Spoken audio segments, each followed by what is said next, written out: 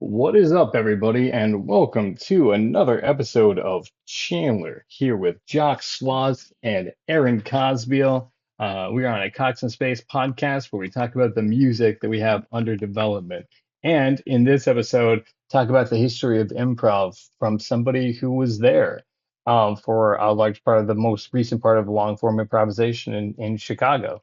Mr. Jock Schloss, welcome to the show. Thank you. Good to be here. Good to see you guys. And I've known Aaron for a long time because a million years ago, well, yeah, he's not that old, are you? A million years Getting there, ago, though. when we were at the IO Jam back in Yeah. the day, and we didn't even know each other. We probably did scenes together, and then years Every later, like, Saturday oh, night. wow, yeah. You remember me because I When had I a was weird name, 19. but you know. Right. And you had a rat tail. Oh God, that's right. Oh, wait, Jock, I I had the think we have actually run into each other before. You look very different. I mean, obviously it's been 15 years because I was around at the same time he was, and I went to a bunch of jams also. The spelling of your name is what threw me off because your name is spelled like Jock, like the guy who beats up a nerd, not Jock like the French spelling. Right. Never had. I always say, don't French me. It is Scottish spelling, even though I have no Scotch in me other than when I drink. But German ancestry, whatever. It was one of those things where the parents said, "Well, grandmother Jenny's name means God's gracious gift.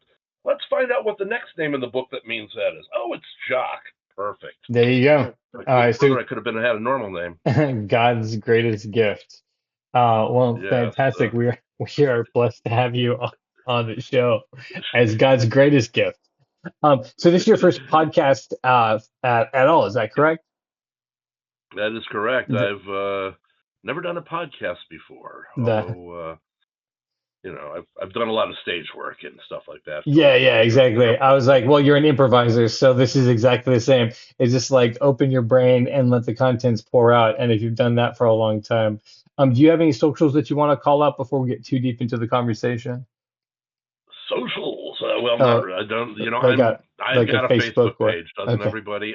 Yes. But other than that, not much. I do have a very people to call out and stuff later on, but we'll talk about them. Okay, so so Jock Schloss, Schloss, is that correct, the spelling? Yeah, and I usually go by Jock L Schloss. L Schloss, I forgot there was. I knew there was something I was missing. Thank you. Out there, and that's on Facebook is Jock L Schloss, I believe, also, right? Correct. And that will have all your shows that are upcoming and that sort of thing. There's nothing really upcoming right now, unfortunately. Okay. I got you. When COVID hit, everything stopped, and I never really got going again. Although I am working on a project right now. Is that something? If I can find a place to do it. You want to talk about that? Is it you still keeping it under wraps? No, it's all right. It's a teaching project. I used to teach improv also. I want to get back into that. Cool. And I've been hanging out with some people in Aurora called the Bit Theater, if I can shout out for them. Wonderful, probably one of the last mom and pop improv comedy places in the Chicagoland area. They haven't franchised yet, huh? No, not yet. Basically, when Laugh Out Loud in Schaumburg went down, and they were getting pretty corporate anyway. Gotcha. There wasn't a lot left. There's a few good places. The Home Theater here in Chicago is really good. But I try to avoid all these corporate places like IO and Second City now. Why is that? Because they're not what they used to be. Because they're not what they used to be. Okay, I see where you're coming with that. Okay, they're not what they used to be. Second City has become sort of a what do you call it? Like a stepping stone assembly line. Yeah. We pay your money. You go in. You're going to go through. You believe you're going to get an SNL if you go through, but no. And you get whatever teachers are available. You don't always get the best ones. It's not been that great. I took the writing course there and was very disappointed. And I'm sorry, Second City, if that's. Well, you also have really great teachers there. They have over the years, and people do go on and do SNL from there. But also, you have to understand the pool that they're pulling from. The reason SNL gets the best of the best is because they're drawing from 500 paying students or something like that per semester. Yeah. Their numbers are up there. So of course they can send them over and have that nice. Sony has that nice like pool of talent. but it doesn't mean that it's because of the best school. It's just because they're the most connected, as most Right. things are in comedy, right? And they do have a lot of background and a lot of notoriety. I mean, after all, Second City Oh, was for started sure. by Paul Sills, Right. who is Viola Spolin's son, the person who we all know as creating improv as we know it. Right. Today was Viola. Yeah. So there's a lot of stories about the enmity between Paul and Del Close as to whether improv was considered a tool or an art form. Right. They fought a Right. lot about that. He finally ceded only for on Dell's deathbed and only for that moment that they could agree that Exactly. for that one moment, because Paul does look at it, it's very useful as a tool to make the sketches so you could get costumes and you could put up the boards so people know their lines and then run a show on Friday night. It makes a lot of sense. I mean, as far as like money goes, yeah. Improv is very fun and beautiful when done right, but highly volatile. It doesn't always go where you think it's gonna go, and not always where a paying audience wants to Exactly. see it, right? So And I that's see the whole both point. sides of When it those fails, arguments. it's funnier than when it doesn't. I So, mean, as an improviser, I agree. I have been in some of those failing shows and enjoying the crap out of it. I ended up going through the annoyance when I was in Chicago. So failures are just part of the game, you know. So Mick was a genius, by the way. He still is, Mick but I is a mean, genius. they all Yeah. called him the boy genius, and he's no longer a boy. That so you actually okay, so that's a fun place to start because I met Mick when he was older, but you met him when he was a kid. You get to see him Yeah, I actually met him when perform. back in his 20s when he was Uh, actually teaching Second City, the youngest person teaching Second City, and also starting Metroform, which became basically the annoyance later on. It was upstairs at Cross Currents while we were doing the improv with IO down, or Improv Olympic still at that time, downstairs. at the cross currents, of So course. So at that point, yeah, you're at talking Cross about Currents. that's in the 80s, right? 85 or 86, something like that. Yeah, '84 actually is when I Okay. first started hanging with the Cross Currents folks, and And that was what on was kind of fun Belmont, is afterwards. Yeah, well, right? actually, it was off of Belmont on Walton or Wilton, I Yeah, yeah, forget that which weird one it side was. street. Yeah, but it's like right off where Yeah, the right, train station is right there, right? definitely. The Okay. actual building's been torn down since, and That's right. I I think don't know I what else caught a they're glimpse of it and they're like, oh, that's where it used to be. That was the only way that I knew kind of where the reference was. doing. But that's why I was like, oh, wow, you've actually been in cross currents. Sure. There were after we'd all do our thing there. Dell, Mick, myself, and Aaron Freeman. I don't know if you know the name, but he was still is a great guy. We'd go upstairs to the Metroform form space, smoke a lot of weed, and talk about the universe. If you Of didn't course. agree with Dell, you were a complete idiot, Of according to him. course. So Also, I think if you were female or anyone not white, I was kind of the other categories that were complete idiots. Unfortunately, yeah, Dell was there a were a few things there like yeah, that, definitely.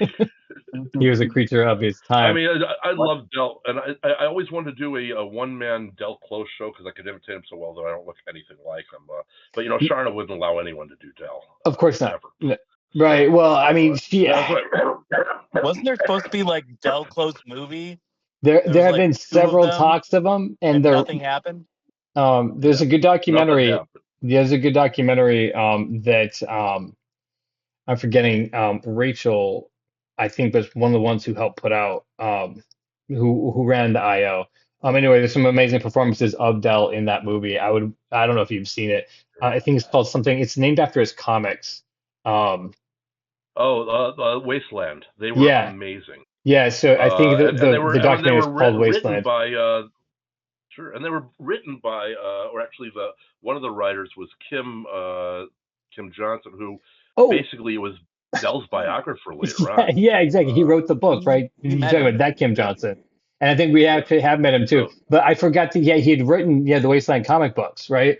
Okay, yeah, that's he did cool. the Wasteland comic books and the I forgot what the name of the biography is, but yeah, he's also the Chicago's foremost what do you want to say authority on Monty Python, which is Yeah. weird. Yeah. Doug Close. That is weird. I mean, okay, like I kind of took him as a Three Stooges man. I didn't really think. I mean, I didn't even know Dell. I So mean I have Kim, I have. Kim Oh, I'm Johnson's sorry, what I'm talking Kim. about, not Dell. I'm sorry. Okay, Yeah, gotcha. Okay, and he's the foremost. Yeah. Okay, gotcha. On the Monty Python, and that does make sense. He's. I love that yeah. dude. He's also a big dork with his knowledge. So Haven't seen him in years, but I'd love to run into him again. We saw him. So Caleb and I met doing this show called Something from Nothing, which was written through Improv as if we were the first Herald team. So we got like knowledge from a bunch of people.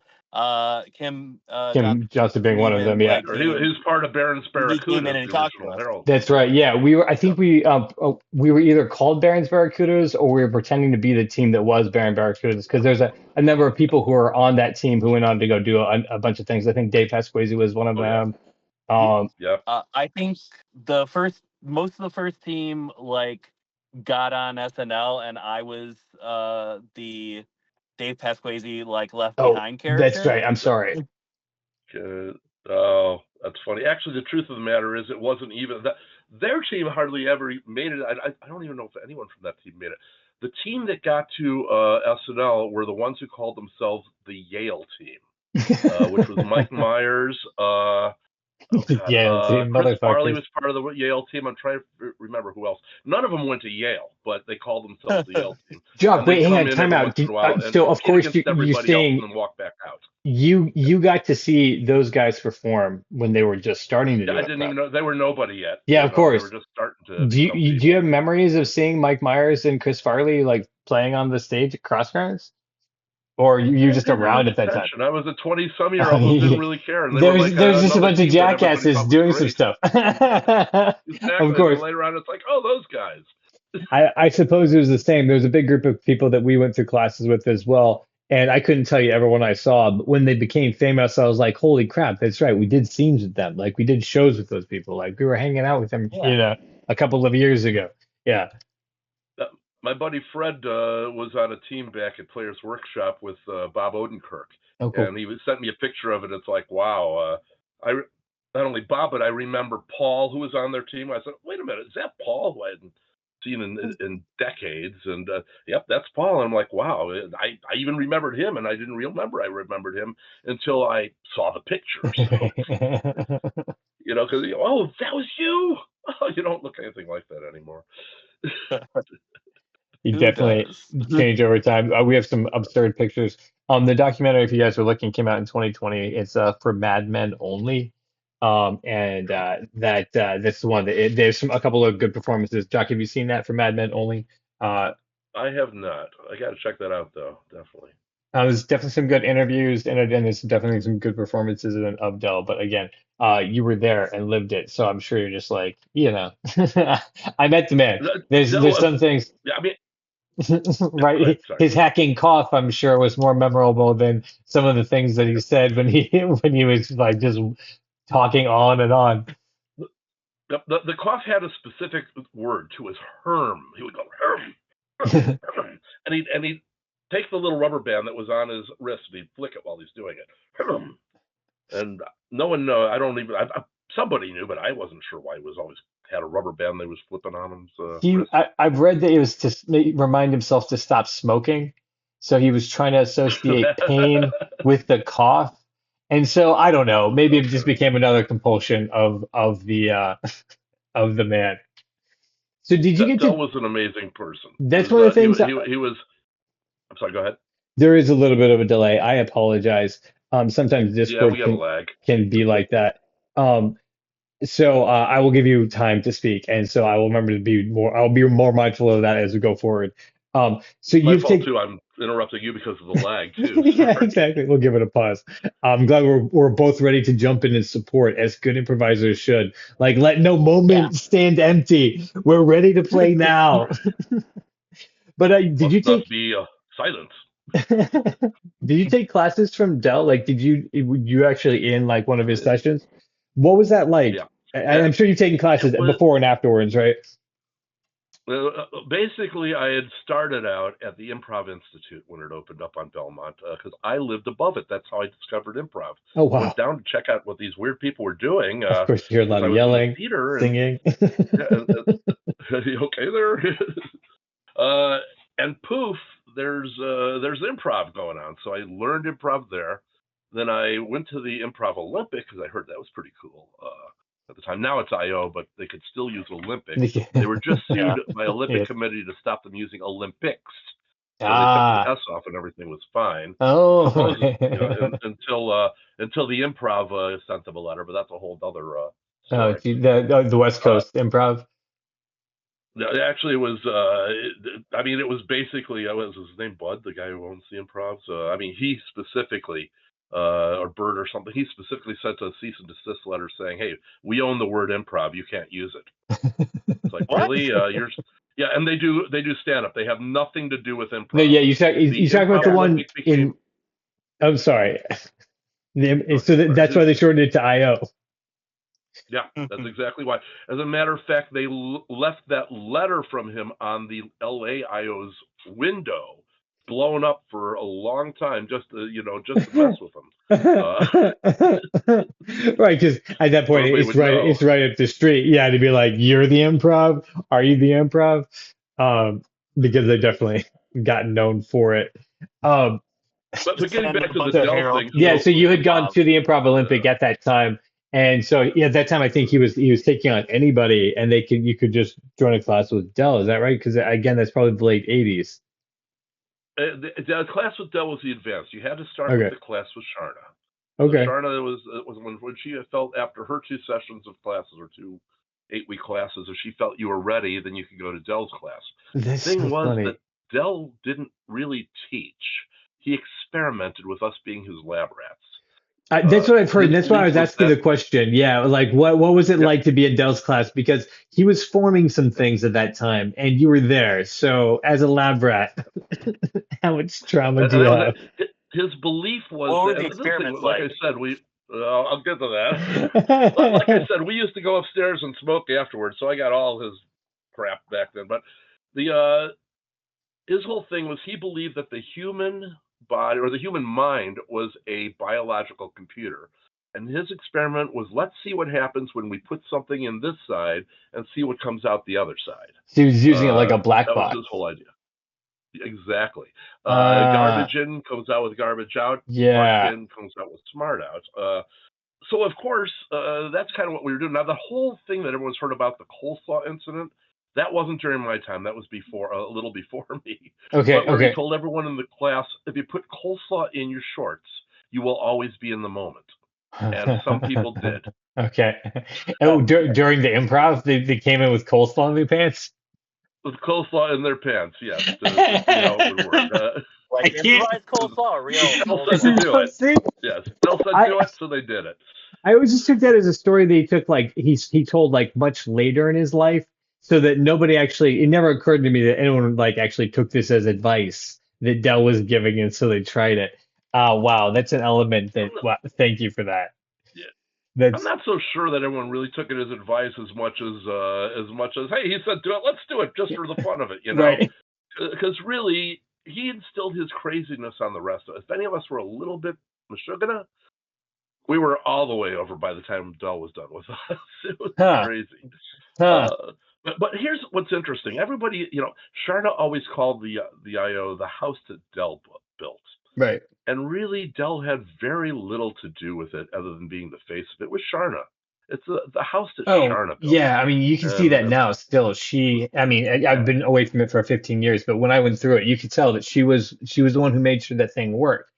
So I'm mad respect for Sharna. You can say what you want to about her, but like mad respect for Sharna for running a business for as long as she had in Chicago, in a place that was not easy and run by men, right? She like made it happen. Yeah, and I think it would have been. She still would be running it if it wasn't for the city of Chicago during COVID had promised her that they were not going to collect the property taxes. They were going to put a hold on them because there was no business, and then they turned around and changed that. And suddenly she owed all these property taxes, plus the roof was starting to fall apart, and she needed $1 million work on the roof. Oh wow! And she just finally said, "That's it, I'm done." Sold the rights to the place, and that was that. Fair enough. Right, and then if you owe that the property, if you owe that much, she's not making. If you owe that much, you're not making profit on it. So I'm sure she didn't walk away with a whole huge settlement. But what's up, Chandler? How are you? This is our musician who's joined the chat. Hey. You doing all right? Hello, Yeah, music what's up? man. What's going on, guys? I haven't met you, Jock. This is Jock Schloss. How do Yeah, you? he is our guest tonight. We were talking about the Awesome. history of improvisation in Chicago, long form improvisation in Chicago. Aaron and I are nerding out about it with Jock, as he was an eyewitness to the events. How are you? Well, I'm doing good. I got a lot of stuff on my plate today, but I'm doing it as we speak. Getting it done. All right. Yeah. Get it done. I know we got together last night, and we're only talking about it today. Do you have music that you want to share with us today on this episode, or you want to do that next week? We can do that next week. I think Okay. we should do that new structure we were talking about next week. I was sharing it with these guys And too. then, There will be new we can just secret chat it episodes. up tonight. Yeah, new secret episodes coming out, and then we'll get together and do the show that has become in my favorite heart, become my favorite in my heart. My just favorite heart. How many you yeah.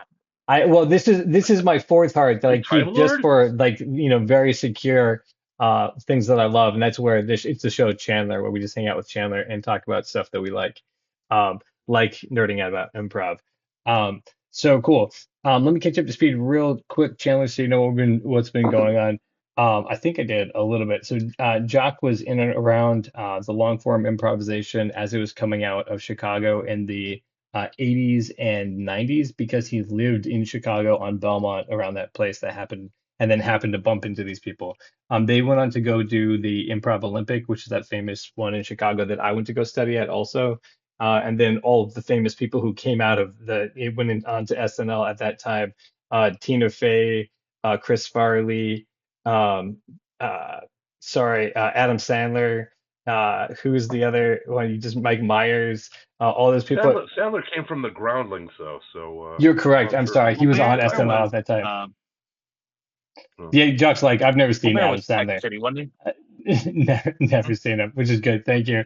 So all the people who went on to SNL from Chicago, the Chicago scene. Because there's more. I was trying to think of Tim Meadows. I was like trying to remember his name. I could see his face, and it wasn't. And I said Adam Sandler instead. I was like, well, that's not exactly the same thing, is it? Your brain's my brain's goofy sometimes. But yeah, so Jock has gotten to see them, or was around them at the time. We were just talking about the experiment. Tim Meadows story. Oh yeah. Quick Tim Meadows story. I was delivering flowers for a while. 1-800-Flowers. Got to make some money somehow, because of course everyone's improv doesn't pay. And no, I'm delivering flowers, and somebody's not home. So what we normally do is we go and ring the doorbell above them or somewhere else in the building, try to get one of the people there. I ring a doorbell, and it's Tim Meadows answering the door, and I didn't recognize him at first. He signs the thing. I go, Tim Meadows. Well, you are him, aren't you? And is this before or after SNL? Way after. After. So you're like, okay. This was at the point where it's after SNL, but he didn't come back as a big name yet. For his comeback times, he was in that area where whatever happened to Tim Meadows. Right. Yeah. Exactly. Adam Sandler had forgot to call him up and let him, tell him that Adults 2 was going to be filmed. Or Big Boys or something, whatever this movie's called. So that was a joke that did not land, and thank you guys for being here for it. One of the things I was going to ask you about is, because I'm not the joke guy, Aaron Cosby is the joke guy, and we have another specialized joke guy. Logan's a joke guy. It's not me. I just set things up so people can play with them. So you said that Dell was basically, he was treating all of his advanced improv classes as human who were biological computers that he was running experiments on. And so we kind of got off track a little bit, and then Chandler jumped on, but I don't want to miss this because I'm really interested in hearing what your lab rat experience was with Dell Close. Wow. Yeah. I remember that was a while ago too. You smoked a lot of weed between now and then, right? I'm sure. Definitely, and smoked a lot of weed during that time too. Sharna knew, forget it. She'd have kicked me right out because she was trying to keep Dell sober. Oh jeez. Good luck, I mean, he Sharna. was a drinker, but that doesn't sound like a good drug back in the day. Yeah. But there's the whole That's stories. That's not my story. That's his story. So I want to say. Either way, But, it was just kind of a prompt. You know what I mean? Just with all long form, it's just a prompt to run with it as far as you want to run with it. Because I want to hear the stories. So. I mean, the thing is that Dell would take us and just, okay, now I want you to think of, and give us some really weird thing to think of that would just be the most off the wall thing ever. Are you talking about weird like had cactuses growing out of toilets, or are you talking about like weird like disembodied heads like haunting you at night? Like what level of weird It'd are be we? that too. It's like he'd be something like, all right, all right, I want all of you to think about this. You need to embody this.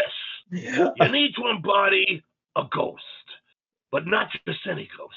A ghost that is upset because it lost its ice cream cone. Embody that, but don't play it. Embody it. Embody. I mean, there'd be a lot of that embody stuff. Okay. Which he was big on, and the experimentation I could see. Yeah, there's happening at that time. That's awesome, of course. A ghost, Yeah. and I'm sure he was just pulling it out of his ass. Yeah, because there weren't any real rules yet, Right. other than things that like Tim Johnstone put in his book Improv, things like that, Viola's theater games and stuff. But I mean, if you think about it, the long form really officially started when Johnstone started to do the theater sports stuff. And he was one of her. I don't know, was he a student of hers or just an associate? I can't remember, but he got that from Viola. Oh, cool. Okay. I thought not Tim, Keith Johnson. I keep saying Tim. It is Keith Johnson. You got that Tim Meadows in my head. I can't remember his name. You can't forget it. Keith. That's Keith right. Johnson. But I mean, he put the theater sports stuff, which eventually kind of transformed into comedy sports later on. Comedy sports was definitely built off of the theater sports stuff. So it all comes down to it. But back then, here's the big thing. Back then, all of the improv was competitive. Why, I don't know. Sharda had this big thing that after a team would do their thing, they would be rated on and how intelligent it was, how much they stayed on the theme. There was two other things I can't remember exactly, characterizations maybe, something else, and the audience would actually put a 1 to 5 thing, and that's how the teams would compete as to see who won. Wow. Comedy sports later also took that to a winning thing, so it was always competitive. Yeah, I always knew it was in comedy sports, but I always thought it was like a cheesy thing that they added later. I didn't realize it was part of the sport. I mean, it was part of the game from the beginning. Yeah, I mean that's what I mean that's what Sharna was doing, because it was a way of making it attract people. Both improv and sports, it's a type of thing, a challenge. This is good. It also made people too, right? Work harder to be better. Right. Like, how do you judge art, right? And she's like, well, here's a rubric that you could judge it by to see what metrics it levels up. Yeah, okay, that's really cool. Exactly. So back in '87, I think it was. It's hard to remember when. I was so sick of the competition. They had the beginnings of comedy sports. I did a little comedy sports in the early days here in Chicago when David Paul Knutson was running at DP. Oh, wow. And they didn't have a specific theater. We just went to different bars and stuff. But yeah, bar prop. But it was kind of fun. But I decided I was going to do a non-competitive long-form improv thing, and I thought I'd come up with something that would be an actual full-length play done improvisationally. Wow, some other people were talking about doing some stuff. Ed was just getting started doing some stuff like that. They were like, there's a lot of people consider him the first true long-form theater company, Ed. Although I don't know whatever happened to those people. But I did this at Urbis Orbis, and what I did is I came up with this gimmick called the Wheel of Probability. We'd have an audience member come up every once in a while and spin the wheel. And it might come up with, a boon or miracle or something bad, and the improv would be changed by that. Didn't work out because it was too heavy. Okay, that's fun. That's fun. Yeah. But yeah, it was fun. And because I thought I had this whole idea that, well, improv is so perfect that you don't need people who've been doing it for ages to do this. Anybody can do this. That's true. So I took a bunch of people who were just learning about improv, and it didn't quite work. Okay. How Um, long did it last? it lasted about 2 months before I got kicked out of the theater for turning their heat up all the time. They kind of were pissed off. Then they let it go for another month without me, without the person who put it together at the theater. So it didn't. It went for a few months, but I mean, we did get a lot of people coming out. But some of those people, moved on and kept doing improv. So I don't know where they are now. So I have an old program somewhere. I could probably look them up from. But You should. Like, hey, whatever happened to you guys? Yeah, I wish somebody had set up a website where it was easy to look up old friends to see where they were these days. I'm sure one day, I mean, we should patent that idea right now, actually. Why don't we? Yeah, Why, right now, boom. It's been said here. It's on tape. That's it. yeah, we came up with it first, so I think that we hold a patent on it. Creatively speaking. That's right. Um, Just like the Star Trek people get to get kickbacks on all cell phones because of the communicators. yeah, exactly. As they should. Apple should be paying anyone who believes in Star Trek to do it. So let me ask you this. So that was 87. What has your involvement been with improvisation since then? Like what do you do? What is the happenings? Because I mean, I have Cos was there been in 2004, so that was right. 20 years later. I mean, And you're people still like to there. say, "What have you been doing?" Not a lot, unfortunately. I mean, I have here and there. I taught for many years, starting in the '90s, Okay. and because Where'd you teach? I was teaching at originally it was called Noble Fools Theatrical, which was up in Fox Valley, up in in the Fox Valley, but up in St. Charles. They eventually changed it to the Fox Valley Performing Arts Repertory Academy, or Repertory Company Performing Academy. It was a big long name, but it was at Pheasant Run, and I taught improv and on camera work to kids for a long time. Oh, fun. So that was pretty fun. I did a lot of seminars and workshops here and there that I never really made any money from, usually lost money, but hey, what the heck. And then I also worked, I hate to mention this, I worked for One Source Talent for a minute. Those lovely people who pretend that you need managers and you don't. And in Chicago, we won't even talk. I don't want to put anyone down, but I was happy to take their money Right. to teach their people who came in there. Yeah, as long as they're paying you. It's scruples aside, you got to put food on the table at the end of the day, and keep a roof over your head. So don't try to rip people off. I'm sure you were giving the best advice you could. Exactly. But yeah, also. But Fox Valley Repertory eventually closed down. They tore down Pheasant Run. Just recently finished tearing it down. Too bad. But that did, and then all the other stuff ended during COVID, and just really haven't started doing much more since. I've been doing every jam I can find over the years because I just have to keep doing it. It's an addiction. I love improv so much 100%. that I can't live without it. I even run out one day per month, the first Thursday of every month, out to Aurora to do the only improv jam I can find anymore. They do up there. It's really good. The Bit Theater. I'm mentioning them again. The Bit Theater. You should also. You want people to know, so we'll go out and keep supporting the Bit Theater. We'll put That's right. a Let's link keep down. supporting the Bit. Yeah. We'll see if the people there will let me do my workshop that I want to do next. Because I said I was working on a project. I'm trying to put together or re-put together because I was about to do it just before COVID, and now something that I like to call saying no gracefully. Okay. Now, as you know, in improv, you say yes and. Right. You're not supposed to say no. Negation stops the scene. But sometimes saying no forwards the premise, and therefore it still is a yes. Yeah, exactly. You just have to find out when those are, yeah. and how to say no without it being a negation, but with it being an agreement.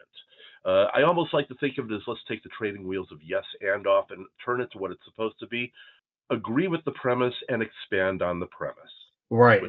No one ever seems to realize. Which is not as legalistic as a yes and. Yes and gets you caught into this premise that like I have to like listen to your words and repeat them back to you with more.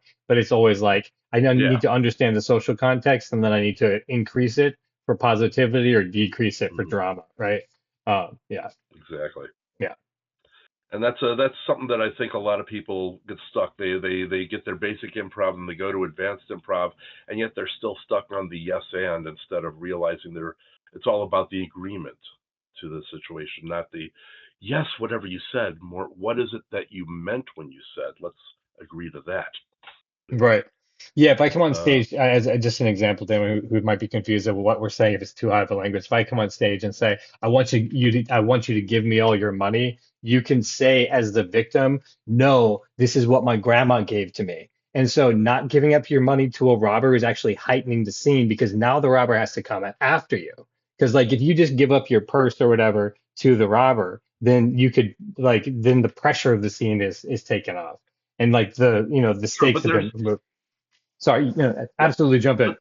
but there is a nuance on that though, because that's not exactly that. Almost is true negation because you're saying what you said I'm not going to do.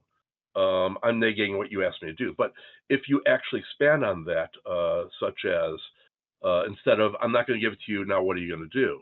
More of I'm not going to give this to you because it will make you really a bad person, or because this is going to hurt you in society, and I want to help you. Right. So basically, you're turning it around. It's with That's your it. That's a negation, nice it's extra not. heightening. I like where you went with Yeah, that. Yeah, yeah. yeah. It's not disagreeing with they want your money and you should give it to them. It's disagreeing with, or not disagreeing, agreeing with yes, you want my money, but I want to help you in a better way. I appreciate that. That's the grace part. You saying disagreeing with grace. So that's where you're like Right. adding this like flavor. I like that. That's really good. That's a really good move. I had a friend who was really into wrestling, and he would describe how a wrestling match would go, how there's certain moves that you have to learn, you have to repeat them in the gym over and over again, so that when you get into them in a match, you can move a person the way that they're supposed to, because you recognize that position even without thinking about it. And I was explaining to Right. him that that's how improv was too. Like you run like certain types of forms over and over again. So when you get in the situation in the scene, you're like, okay, cool, it's like this, and you just move the scene into the situation that you want it to be at. So Right. anyway. And forms are these days, unfortunately, the basis of long form. You've got so many. You've got the Herald, you've got the Armando. They're all very good forms, and they all have very good ways of taking the improv and structuring it. But nobody really does true long form anymore because they're afraid of the structure being lost.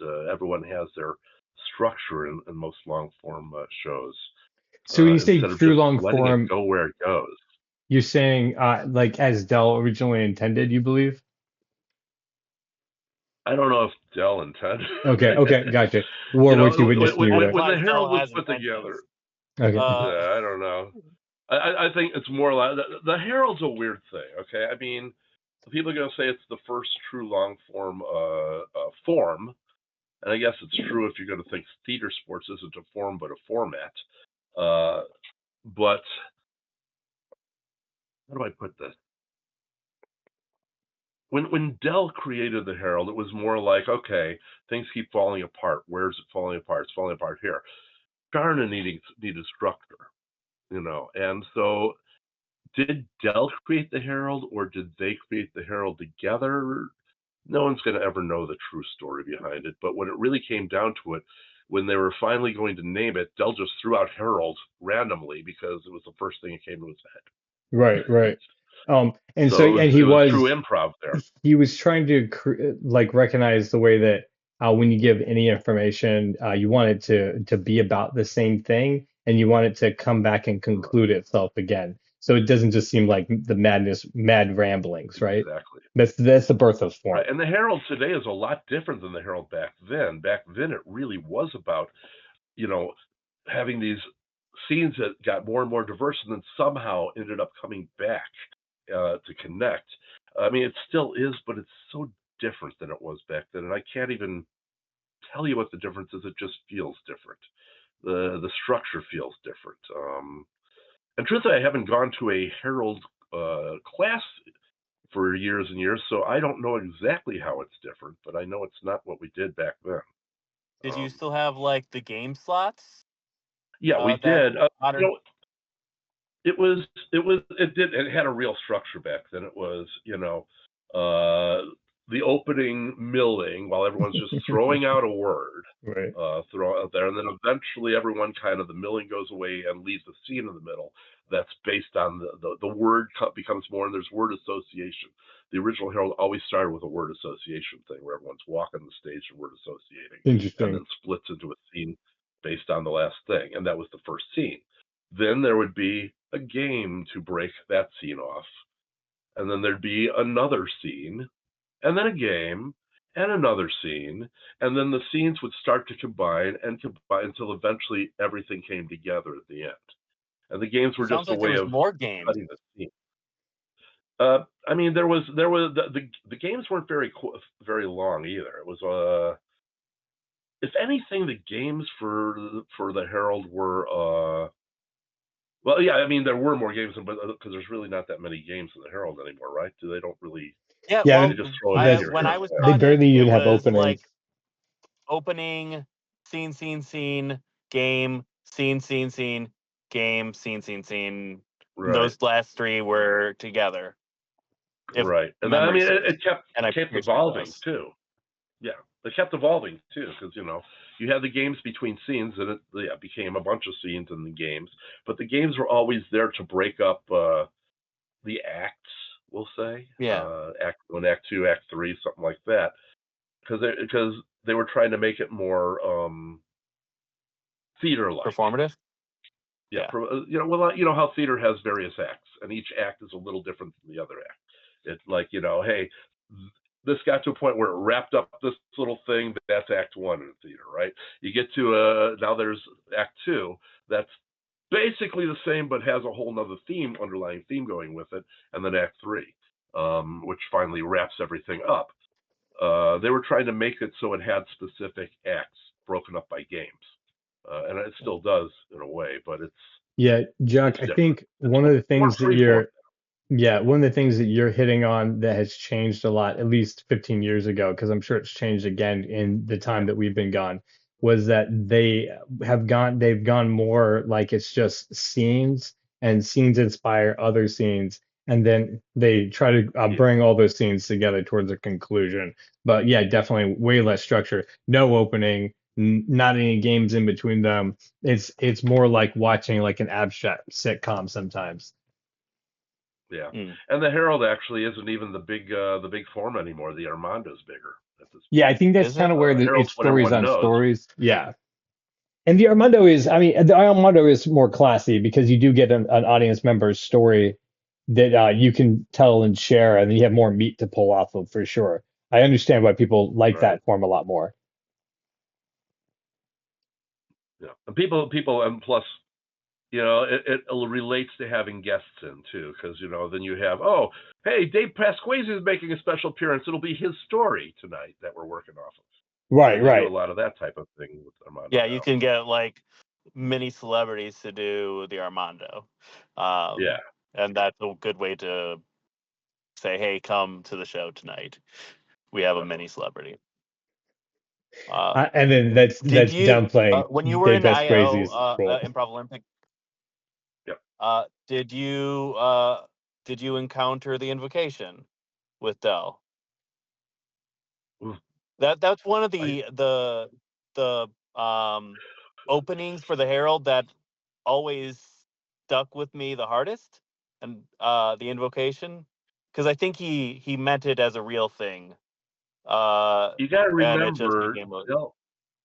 Yeah, you got to remember, Del was the head of the Heartland Pagan Association, and most people believe he held the ley lines of magic here in Chicago. For those who are into Wicca and stuff like that, really, who he gave them to when he died, who knows if that was really true. But he was a very, very major Wiccan person in Chicago, known by a lot of people in the pagan community beyond the Improv. So yeah, when he's doing the invocation, he's really doing an invocation. Yeah, or he was. Okay, so I felt that because he's calling powers of the universe down to for his right. Kaz, is that what you thought was true, or is this new to you? Back then, I didn't know anything about that. I got more into Wiccan stuff like that over the years. So, Man, now I was I'm just realizing what was throwing going on about on. that kind of stuff. Really? We were kind of talking about that kind of stuff with music yesterday. Oh yeah, where Do tell. music is a type of invocation because you're actually putting a spell on people when you use the vibrations at their brain. Mm-hmm. You know, and let's face it, you know, what is that's magic? very Nobody interesting that you knows. brought that up. Yeah. Right. Music is magical. You could always go with Very the old saying, like, magic is just science that we can't explain, like, technically, you know, because nobody can really explain why music gives you a certain emotion, or even why, like, jokes work in a way. Like, I don't know, it's just something you gotta feel, you know? I mean, there is some scientific explanations on those things, but if you focus on that, you're never going to be funny. You're never going to be good at music. You got to focus on how it feels, on why it Yeah, feels. exactly. Understanding why has never made someone a better musician or Yeah. artist. Yeah, you're right. Yeah. You know, I mean, we have the professor of comedy here. I'm sure he's not doing a bunch of research before he goes on stage. I mean, I've done jokes where I've had to do a lot of research. I have, like, I have a joke. Yesterday I was offered a platonic kiss, but the half-life of plutonium-244 is 80 million years, and I'm not ready for that kind of commitment. Hey, I like that. That's beautiful. Let's start with plutonium-233, which lasts 20 minutes, and see where it goes. Nice. Obviously, I had to do research because I was like, what's the half-life of certain types of plutonium? Right. Because I know they're different. Right. It's not something that I'd studied in school or anything, but There's so like I was some like, I actual just had to science learn for it, that. probably. So for the specifics of a joke, even though most people won't know, I'm sure there's going to be some scientists in the audience who will know. That's got to be a problem for you, Aaron. It's like you look at the room and it's like, no one here is going to understand what I'm talking about. Well, I started in improv. In improv, we were taught to treat the audience as if they're intelligent. So that's what I transferred into stand-up. You have. Jock, how do you think Dell balanced that? Because he said treat everyone who's on stage with you as poets, artists, and geniuses. Yet he had some people singled out specifically that he thought were absolute idiots, and that were most people that weren't Dell, right? So I mean, well, anyone who disagreed with him, yeah, exactly. I lost my friendship with him because I argued with him that he was very into. God, I'm trying to remember who it was. Dean Clark, is that his name? There was somebody who had some alternate theories of the universe that kind of challenged some of Einstein's stuff, and he was really into that scientist. And I was like, I'm not getting it. It just doesn't feel right to me. It's like, well, you're an idiot then. You don't believe this stuff. You should read every book he's put out there. Sorry, no. Oh, okay, no. So after that, read the brief history on time. It is not brief. So you were no longer friends at that point. Was that a permanent thing, or there was a point where we kind of fell away from each other. I guess if you're gonna be so rude as to have an alternate opinion, you should be excommunicated. I guess I don't know. That seems stupid. It's weird how things were back in the day because this was common, okay, back in the original Cross Currents. Dell suddenly was pissed at me and didn't like me anymore after we had been, for months going upstairs, smoking together, chatting, talking about the universe. Right. I dissed his favorite author, and that was that. The next day, I get a call from Sharna. I'm sorry, you're not on the team anymore. Oh. And it wasn't a house team; it was just one of the teams there, Right. But she had Tara, her friend, kick me off the team because Dell was pissed at me and didn't like me anymore, and I was kind of out of the place. That's when I went to Second City after that. Son of a bitch. Yeah, I mean, the dude. I mean, you have to understand the dude was in and out of mental institutions, right? So he was very unstable. So it didn't take much. He was a heroin addict. And a He was a heroin addict, I forgot. and, Yeah. yeah. Oh, still, that of course at that time, yeah, he's also a current like a present heroin addict. Yeah, he's going home to feed the cats, pretty frequently Yeah. and what and whatnot. Didn't need to go home. He lived across from Second City. Anyway, Right, yeah, exactly. right behind that bar there. That was right across the street from it. That's Not the so, Old Town Ale House, the other one. that's so crazy. How like that Yeah. place used to be. I mean, you saw it in that time, I'm sure, how it was down at Second City, and then how different it is now. I mean, it's just it's so expensive. It's so built up over there. Um, It's crazy. yeah, exactly. Like, dang, just so much It's money. only for the elite of the elites. Yeah, can live there. That's right. it definitely feels Old that Town's way. not so old anymore. Right. Back in the day when Bazaar was still in Old Town, and everybody loved it. But I can tell you stories about Old Town. So But yeah, there was it was fun back then. Second City only had a conservatory. It was a level 1 through 5, actually 1A, 1B, and then 2, 3, 4, 5. That's all they had with Wow. Martin DeMott running the place. Wow. Wonderful man. And But, what was so yeah, you're at over Second City in the 90s, is that right? So late 80s, early 90s? Right. And we had Mick was teaching there. He was my level 3 teacher. Martin taught level 1 and 2, or 1A, 1B. Always taught all the newbies. And then who else did I had? I had Ron West, while he was still the head scriptwriter there, who was a terrible teacher. And he's not the same Ron West who's on TV, by the way. Just so Okay, you know. okay, gotcha. Okay, I know that. You know, but he was very, very dry. And, wow. Do you have any emotion, Ron?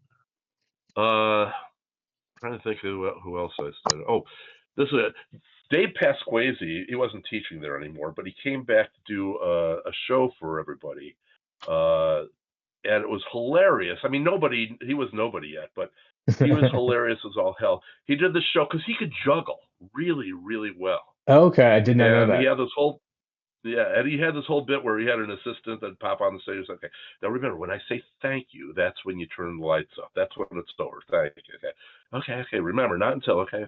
And so he starts juggling knives after doing a bunch of other juggling. And everyone starts calling and says, thank you, and the lights go off. Oh my God. That's a good one. That's it. That's a good bit. You gotta give it to Pasquesi. Dave would come up with. He was hilarious. Yeah. You know? Yeah. This was before awesome. TJ days, before he even knew TJ. This is just him. Yeah, he needed somebody who was gonna match his level of weird. Because Dave is such just a unique like comedian. And I know why. I mean, it's understandable why he's never like made it huge like he should, because that flavor of comedy is so Adrian distinct. Brody, and that's a problem. That is a problem. You can't cast him and Adrian Brody unless you're going to do a twins movie, which I'm pitching that now right here on this. The Pianist too. Yeah, like with the Pianist too. Yeah, with two of them. But it's actually the plot where there was that Christian Bale where he switches places with himself. Yeah, it's that. There you go. Yeah. That was a big. I always felt bad for him. It's like, Dave's so funny, but Adrian Brody got there first, and right? Yeah, exactly. Like twins. Yeah, they should have your nose reduced. Maybe no one will know anymore. But, yeah. I mean, he's done well in his. I mean, between you and me, Dave's way funnier than Brody is. Oh, hands down, and not even in between you and me. I like Brody is a fantastic actor. And I would not want to take his career away from all of us because he's done actually some fantastic films. But Dave Pasquesi is fucking hilarious and can do amazing characters. Amazing. Yeah, he's done shows. I watched him do shows with TJ where I hallucinated the set because they were doing the show. Like I could see where they were, the props they were using, the costumes they were wearing, and like just because they were doing it so well. Like they're magicians in every right because they triggered the imagination. Yeah, I didn't realize until afterwards in the Spellbrook. An improviser too.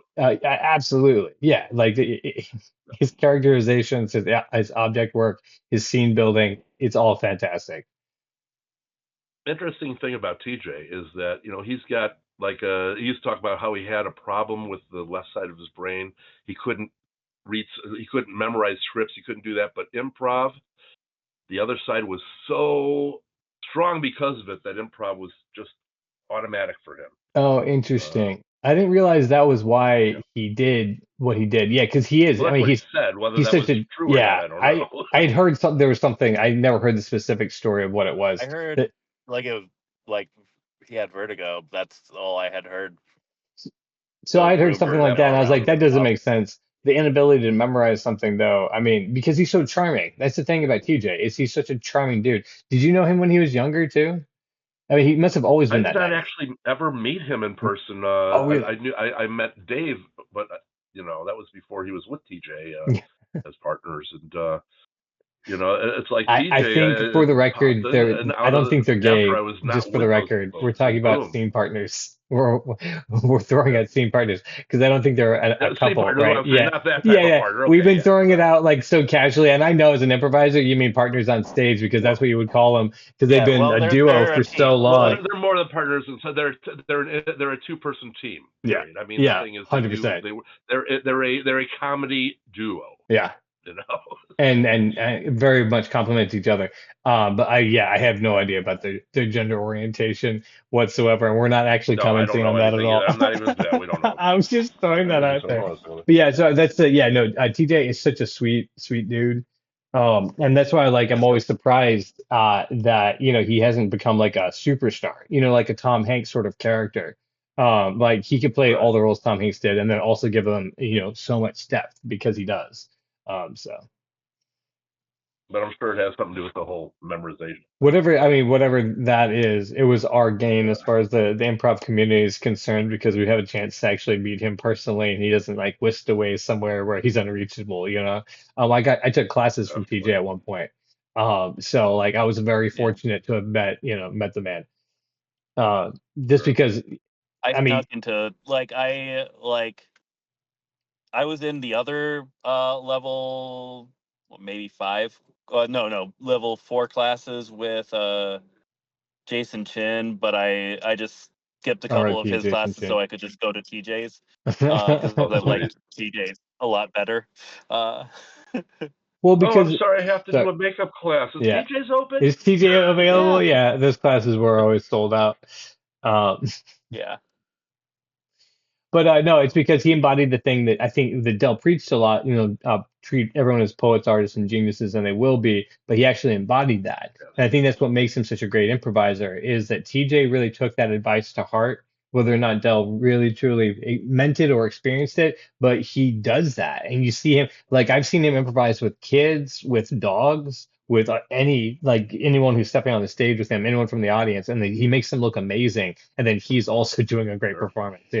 So, I often wondered, though. I mean, Dell's amazing, mhm. or was amazing, I should say. But I often wonder what would have happened had the blow up between Charna and Shepard didn't happen, because he was her original face, Dave Shepard, but also from Compass. And I wasn't there, but from what I understood, the knockout, bang up, yelling fight was in the middle of everybody there, Really? before Dave just walked. Um, Dave is one of those people. I actually worked with him for a while on something he did. He was doing a basically improvisational filming, which I believe he kept doing till the day he died. Okay. But out in New York afterwards, and he was in Chicago for a while doing it. And he would be, Sharna hates me. Oh, this person hates me. That person hates me. It's like, Dave, nobody hates you. You just think everybody hates you. Oh, okay. But Yeah. yeah, but Dave was a great guy. He was also a genius. Now he actually, I would say, was a total genius when it came to theatrical stuff, putting it together. Um, Wonderful man. But Evan, I didn't talk to him for many years, and then he died, and I regret it. But that's what happens when people move out to another state, or back to another state, I should say, because he was Right. from the Hamptons originally. Okay. Gotcha. And then and when someone like me has ADHD, I just forget about people. No object permanence. As soon as you're out of sight, out of mind. So, no, Yeah. I get the feeling as well. I'll Well, be like, oh, we haven't talked in ages. exactly. Yeah. ADHD goes perfect with improv. Yeah, of It's like course. you don't want to focus on anything. You want to be able to go with whatever you hear right then on the instant. Right. Right. Yeah, exactly. Which, by the way, is a good time to put out my editorial on improv right now. Let's hear it. Yeah, let's hear it. We are reaching the first part of the hour. Yeah. You're not what? I'm not happy with the state of improv these days, or at least the state of what the people are being taught. Me either. Let's hear it. When I learned improv, you were in the moment. First thing that popped in your head, you'd say, and it was up to everybody else to deal with that and make it work. You didn't think about what you said. Nowadays, everybody's being taught to think before you speak. Make sure it's not sexual. Make sure it might not hurt. It won't hurt somebody. Make sure, in other words, it's not improv. They're telling you write the script before you speak, and that is not improv. Wow, that's definitely if somebody says something that offends somebody, then it's up to the person who's offending to make it part of the scene. That is offensive. You are a really terrible person for saying that. Make it part of the scene and put them in their place while doing it. Fine. Right. People will learn, but make it real. And it's not real if you have to think about it beforehand. That's my editorial. That is a fantastic comment to make, Jock. I really appreciate that. Yeah, it's one of the reasons that I was like, I just got the itch and I wanted to go improvise again. I was like, maybe I'll take some classes. And then I heard some of that commentary on our Reddit improv where they're like, oh, no, you need to make sure that you don't do voices that might be stereotypical. And I was like, motherfucker, what do you think I'm gonna do? I'm gonna come in here, I'm gonna cause some mayhem. You think I'm gonna do that? Why? Because you might be offended? Why? Because it won't be funny. It's okay for all those British actors to come to America and pretend and use American accents, but it's not cool for us to appropriate I'm just saying, sometimes you need the dude who's gonna be the vato in the scene because that's the scene that's going on. Sometimes you need the Hindi guy who's behind the register because that's the fucking scene that's going on, right? You can't, if you don't play it because it's not stereotypical, you just have to wait for a Hindi guy to join your team so you can do a scene that has a Hindi guy in it. Oh my God. All right. That rant's over. I agree with you. I'm going to take a break real quick just to shout out this show.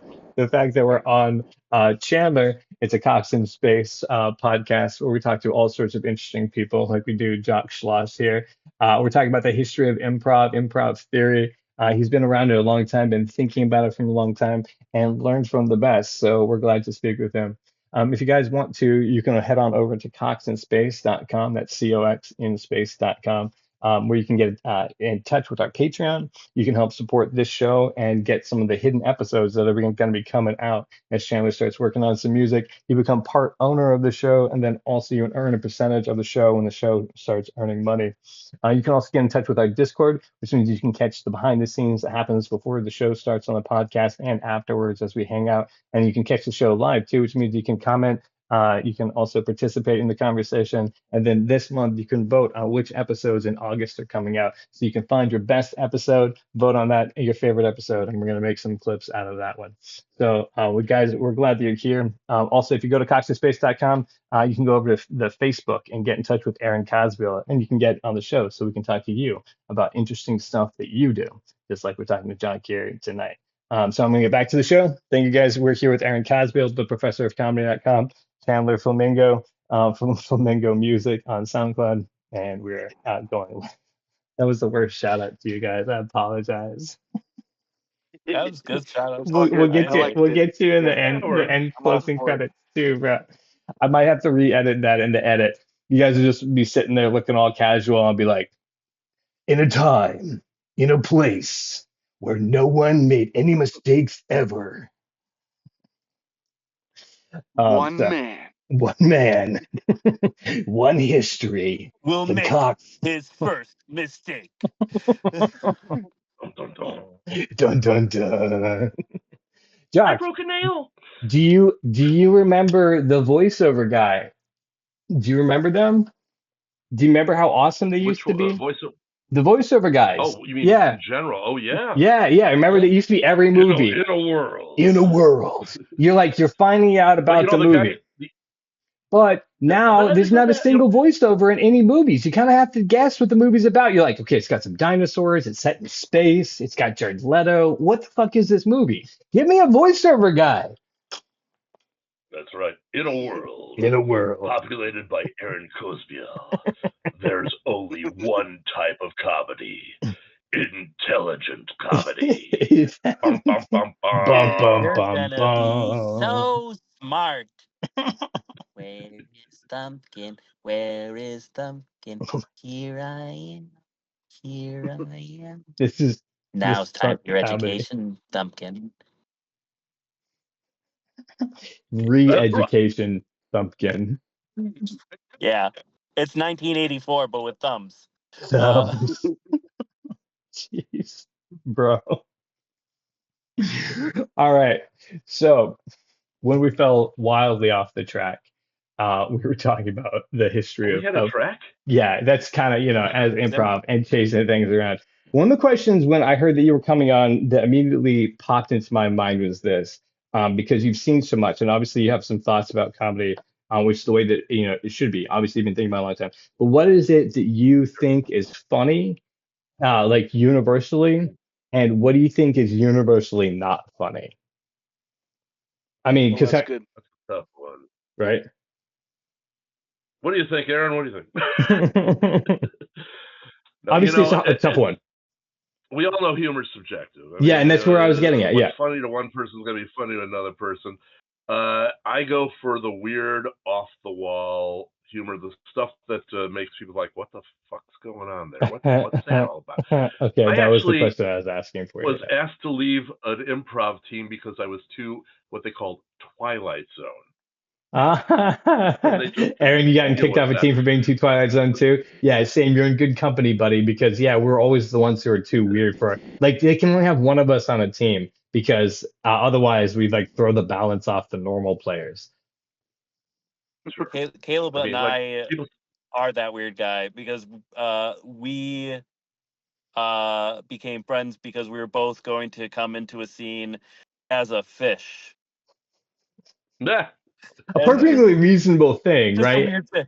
Yeah, as you would. Like you telling me after the scene, like because I came into the scene as a fish, and after that scene, you told me I was about to come into the scene as that fish, as the necessary fish that was needed.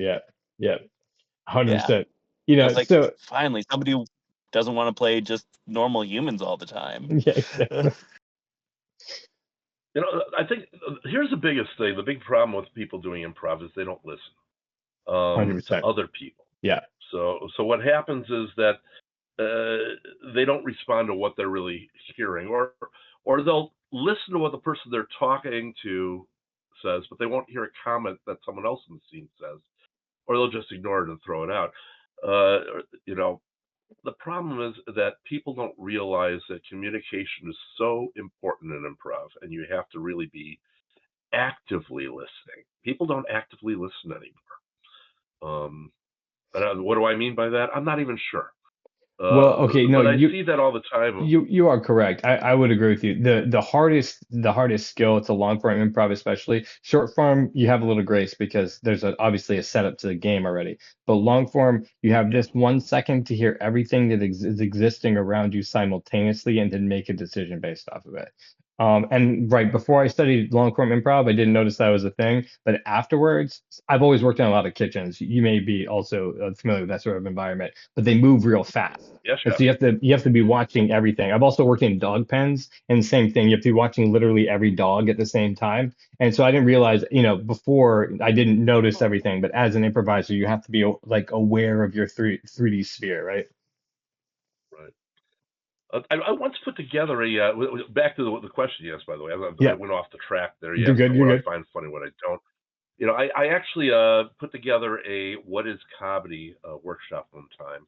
Okay. And I drew this board showing how all the different types of comedy, satire, black comedy, all these different things. By black comedy, by the way, it's what we now call dark comedy to right. people, but it has nothing to do with black people. Right. But it was because black comedy has a different vibe now. Yeah, because black comedy is like Tyler Perry. Now it's Apollo. Yeah. Yeah. But now it's like I know there were certain things that were interconnected with other things. So it's almost like the structure of comedy is interconnected with itself in different ways. Like you can't have sarcasm without farce. True. You can't have farce without sarcasm, I should say. You can't have dark comedy without slapstick. Oh God, what was the thing? Yeah, even slapstick is kind of a dark comedy. Yeah. Well, because slapstick, is like the high end of dark comedy, right? Pain. Yeah. Right. Yeah, exactly.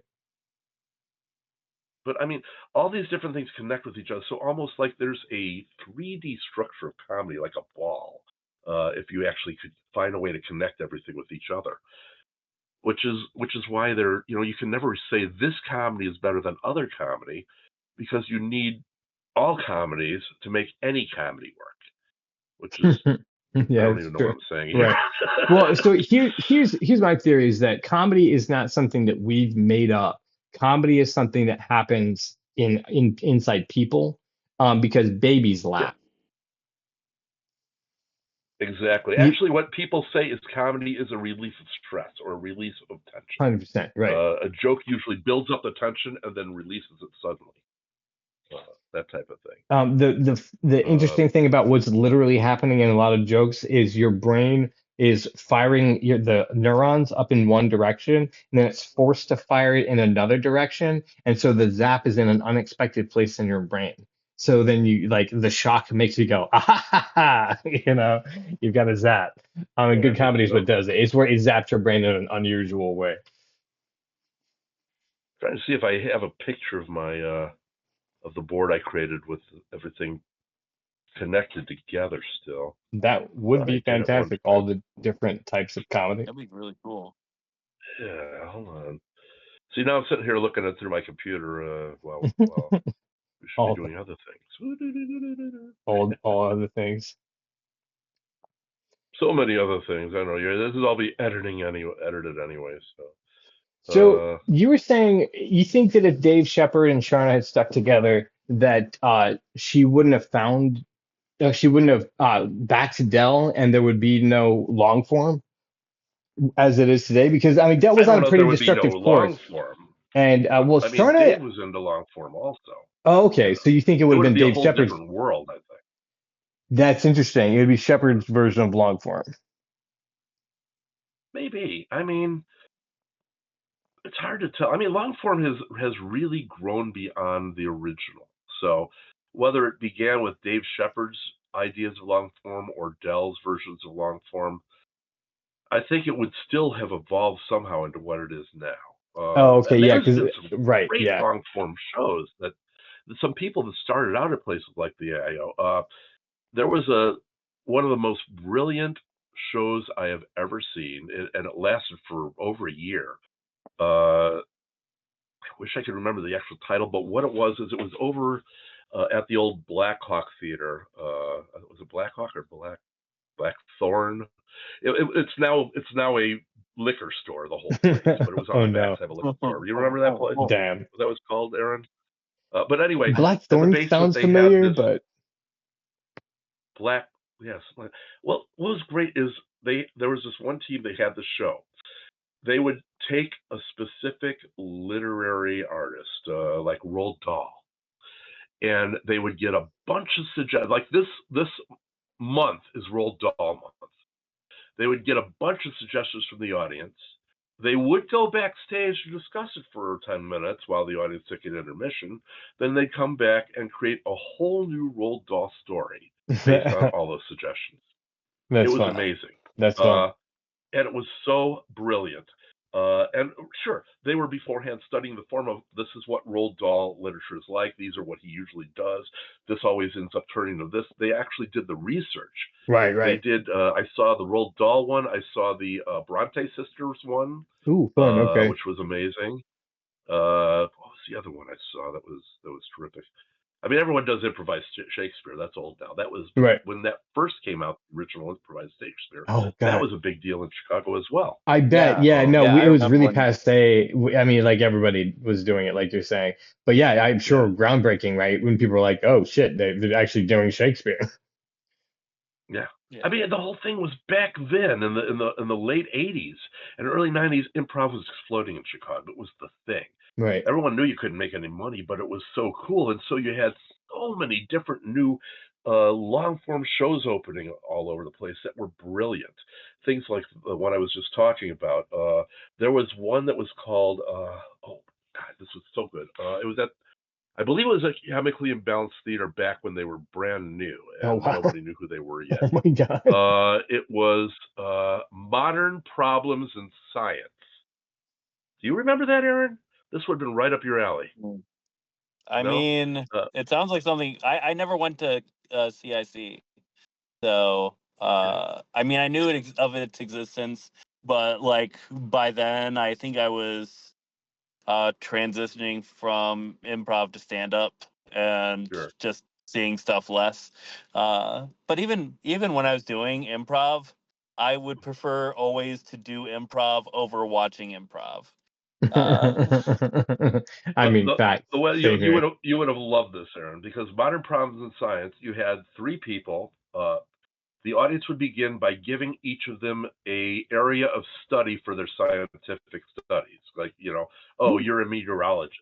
Oh, you're this person. They had to be real scientific type of things. Okay. Then they would get a premise for a theory that would have to be proven by these guys over the next hour. And it would be as weird as possible. What goes up must come down unless it gets stuck on the roof, or Richard Nixon is shooting a golf ball from the top of the Empire State Building. And they would make it all work and somehow make it all connect. I would love to do that for him. Yeah, so much. Wow. I wonder if we can find who did originally get permission, because that would be such a cool thing. It was a show, not a form, but an actual show. Right. But, yeah. I would, if I had seen that, I would have probably just gotten jealous. Like, I want to do a show. Try to get on the team if you could. Yeah. And the guys who did that were just so brilliant. Somehow they would actually they would explain it from their point of study and give examples. And this wasn't even like scene work. This was one person would come out and explain the theory and how this is working.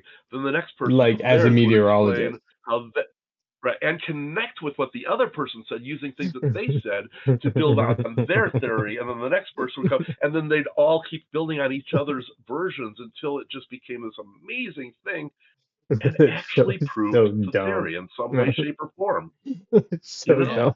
And it wasn't even scene work. It was them working off of each other. And for an hour, it was so interesting. How long were the shows? Cool. But, an hour. You just say an hour. I was thinking that you were, standard improv shows about 20-something minutes, 25 minutes. So they went in, they did that for an hour as a bit. That's a hard thing to do. I don't know for sure at this point. This was so long ago, but it was amazing. Maybe it was only half an hour, but it was amazing. They held your attention the whole time. Okay, I got you. Yeah, exactly. And nobody comes up with brilliant, weird ideas for improv like that anymore. All the improv shows are your basic improv, which is fine, but gotta be marketable. Did you ever see the Perspective shows, Caleb? I don't think you did. So we had our own premise. We got a question from the audience, had a philosophical debate as the opener, did like a 20-minute scene, came back and discussed on whether or not the answer was in the scene we did.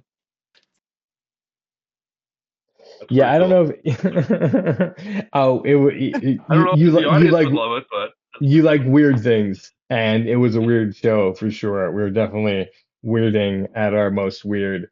And that's what it was for. But yeah, no, I think that the reason you see that, you were there at the birth of long form improvisation. People were exploring things. That was the mentality of the time. The scene that developed was, what can we sell to SNL? What can we get to? It's a stepping stone now. And so we saw the tail end. Doesn't sell until. Oh, sorry. Go ahead. No, I'm sorry. And people realize improv doesn't sell until. I mean, it's the whole thing. It's improv became something that you never could make money off of to begin with, but then, you had Whose Line Is It Anyway? And suddenly people were actually having a show about improv that was making money. Now, granted, that was based on Keith Johnstone also, because Clive, the man who started this, was a British person in Britain. It was a British show, eventually borrowed by Gary and company because he was friends with Clive.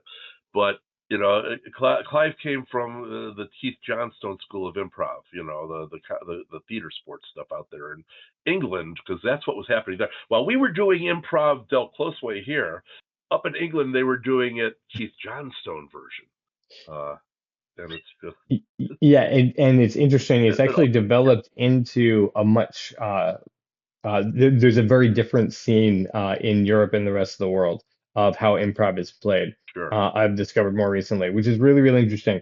Because we do a lot more like comedic long form improv, which is like fast jokes in the scenes, and they have a tendency to do long dramatic improv with like long jokes that take a time to burst, which is, I guess, like the Keith Johnstone method. Yeah, both are admirable. I think More if you're about living in making the it moment. theatrical. Yeah, and that's probably more, yeah, the theatrics, where it's a comedy sports Yeah. is where it comes from in Chicago. You have to play fast and hard if you're gonna do what's that, Mad TV or SNL, that sort of like Oh yeah. concept, the Oh, sketch show scenes. definitely. The original Mad TV, by the way, not the second version. Right. Yeah. Exactly. And so, yeah, I mean, and at that time, because Whose Line Is It Anyway came on, and then there was a lot of people who were on SNL who had come from the improv background at that time, who were at that time making big in movies and improv. Like Christopher Guest movies were a thing. People were known for improvising lines or scenes on set. And so it was just like it was becoming more of a recognized thing that you could make it doing that. So the market, we were there at that time, got flooded with all sorts of people coming in trying to just, now it's viable versus the experiment. Yeah. Definitely. And I mean, there is a difference too. It's like Chicago improv became more about the comedy than about the theater. Well, the English improv was about theater and being able to be better at theatrical by having that improv within you. It all comes together now, but I don't see the improv as theatrical as much as it used to be anymore. Yeah, and even now more, It's it's more become about even more fast paced because sketches are what you can do in a YouTube bit, right? Under a minute, or a right. Vine video of 8 seconds, right? So you have to play faster and harder. So long form is as like a long game it's very fast. Sure. And you also have to wonder, the people who are coming to any type of show that's considered comedy have a short attention span, right, Aaron? Yeah, exactly. It's hard to hold their interest for a long time. Now, when you had something like the one where they were doing literary stuff, well, then, oh yeah, you got the attention because it's a story. You're watching a book being played out, and therefore you're waiting for the beginning, middle, and end. But people don't seem to remember in improv that beginning and middle and end is important. That's something that they used to teach at IO back when everything was, more competitive. You still need to have beginning, middle, and end to everything. No one teaches that anymore, and nobody knows how to end anything anymore either. Yeah. Yeah. You see scenes going on forever and ever and ever without a good edit, and even though there's so many places where it's like that is the obvious point for the edit, nobody does it. And several. Well, they're the same thing. They're double thinking themselves. They don't want to be rude. They don't want to step on anybody's toes, and so they'll just let it go. Right. And so of course, killing the comedy, which is we're reacting in real time. We're living in the moment. We're chasing the fear. Not that I believe in everything that Dell taught, because he had some really crazy ideas about going after that, but still, like the philosophy is sound. The idea, I think, that all of Dell's things were all about keeping you from thinking about things. He was Right. trying to get our brains out, into the moment and out of the future, which is really hard, especially when you think about training people who are already had theater training. They're all learning about, making sure you're getting ready to play that moment. It's like, no, the moment's got to be the moment. Yeah. But so that I have to say that about Dell was amazing. He had so many different ways of getting you out of your head. But and if had Dave Shepard still been there, it probably wouldn't have been anything like that. Matter of fact, who knows if it would have worked out? Right. He Yeah, was very exactly. down to earth. Let's just do it. Boom, boom, boom, boom, boom. Yeah, he probably would have taken more of a Paul Sills approach, I imagine. That Probably. like what can we turn into a machine that can turn out the product we need? Right. And Dell It's a is tool. always, yeah, Dell is always an experimenter, from what I understand. Like, just seeing what you can explore, because you can. Definitely. So He was that's an yeah. amazing That's person. Oh, what were some of the things that you I guys try to talked about? Sorry about that. like In with it what? in Oh, when you you mean me guys and Dell and those yeah guys? when you guys went up into the Wow. like upstairs and smoked some pot. Like what is one of the memorable? Is it? I think it just hit you. I will get you the most memorable thing I can get at that point was we were all getting totally blasted up the stairs there, and Splatter Theater had just started. This was like Oh my God, Mick's the first original Splatter Theater? thing. Yeah, the original Splatter Theater. Oh It my had been going God, for about a month, no way. and yeah, I was on and like Mick's the like, 20th production or 10th production of that or something like that. Yeah, okay. Yeah, I mean, long yeah, down the line. That's hilarious. Okay, I'm sorry. and Mick's like, we're getting people who are like sitting, they're all sitting in the back row because they don't want to get splattered with blood and with fake blood and everything, and It's a it's fun just show. not working with everyone back there and everything. And Dell's like, give them tarps.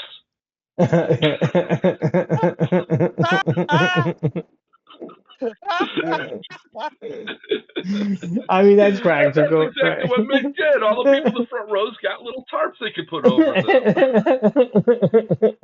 Great idea. Oh And they just wow. that word, give them tarps. Give them charge. Give him tarps. And it's beautiful stuff there. We also, I don't know if you recognize the fourth person I always mentioned that Is it? was always sitting with us, and that was Aaron Freeman. You did mention his Aaron name. Freeman's a Chicago phenomenon, who most people remember for anything, if anything, from back then, for Council Wars. Now, if you're not a Chicagoan, you don't even know what that is. But back then, we had the city council and Mayor Washington trying to take down the city council, the machine, and all that. And he took the Star Wars thing and basically made this whole radio comedy thing that like became #1 on music stations in Chicago because it was hilarious about the Chicago City Council and Harold Washington being Star Wars characters. You had, Darth Vader was like Verdoliak or something, Darth Verdoliak, who ran the council and the whole thing. It was hilarious. So he got famous, but nobody knew him after that for a while until he started doing shows on public television. I don't know. It's Aaron. Aaron's somebody who should still be known, but really isn't anymore, and he should be. But he was a guy with a voice that you could hear him down the street when he talked in his normal voice. He was that loud. Oh my God. Wow. And in that little small space up there, we'd be like, Mick would be, yeah, well, they'll be, I'd be, okay, and then he'd be, what the fuck? Just, Tone it down. He's still doing stuff, or I see him on stuff up. He's one of those lovely people who likes to do local shows. I don't know if he still has, but he had a local show on Jewish culture here in the Chicago area. And I just was listening to him and I'm like, wow, he learned to tone down his voice, which I guess you have to if you're doing TV. That's good. yeah. But yeah, really don't hear from him anymore. It's too bad because the guy was brilliant. Yeah, it's cool how improv prepares you for life, because once you can take on like a concept on stage and work it out with a group of people that you don't know, you can really do anything, it turns out. It's the best superpower anybody can learn, in my opinion. Improv is therapy, yes, but Yeah. more than that, Dell used to say that when you start doing improv, your IQ will increase by 10%. I don't know if that's true or not, but that's what he used to say. I would give him and it's your because awareness increases. Like you just like instead of turning all your energy inwards, you begin to turn it outwards and look. And once you start looking at things, you realize there's so much to look at. And that's probably what he means, like 10%, that increase. Yeah. You engage your brain versus like entertain it or whatever. But what it came down to is he said you use a part of your brain you never use usually when you start doing improv, which is kind of true. Yeah. Or what most people don't. When we're kids, our imagination is so big, and then we're taught to not use our imaginations anymore, and that blows everything. Yeah. Yeah. So it sounds like you really enjoyed working with kids when you were teaching them. Well, I mean, kids are kids, obviously. They got a whole bunch of nonsense going on. I enjoyed teaching improv and my skills, but the problem is when you do something like that for a kids program, it's an after-school program. It's basically where mom's taking the kids so they don't have to watch them for another couple hours. Oh, And you get a no. class of 10 kids and only 4 of them that really are there because they want to learn. The rest are there because it's an after-school program. Right. So it gets a little tough. I can see so that, much yeah. prefer teaching adults than teens. When we did teens and high school kids, oh yeah, they were great. They really wanted to learn.